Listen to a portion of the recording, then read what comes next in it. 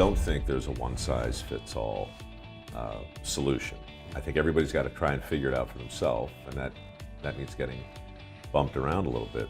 You said something else before too regarding passion, and when people ask me what I learned from Dirty Jobs, I always say that the long answer is a 400-page book. I can't get around to finishing, but the short answers are many, and one of them is a kind of debunking of platitudes and cliches, typically those successories that you see hanging in office buildings like this that say things like, follow your passion. Mm-hmm. There's a picture of a rainbow and some and butterflies or some stuff. Yeah.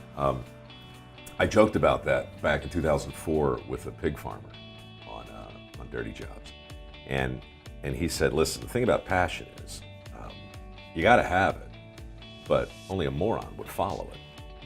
Bring your passion with you in all things, but never ever follow it. And so on Dirty Jobs, we say, don't follow your passion, but always bring it with you.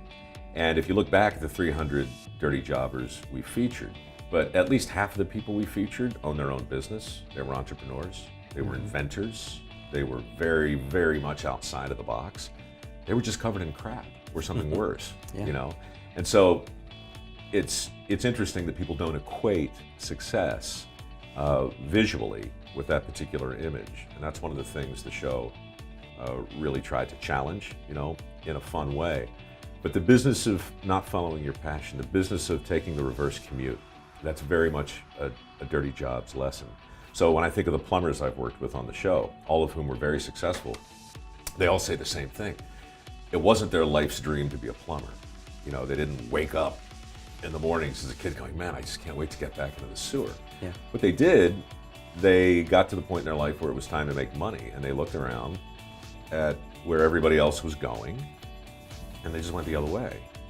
And so a lot of these guys on the show wound up doing something that was in no way a reflection of their wish fulfillment.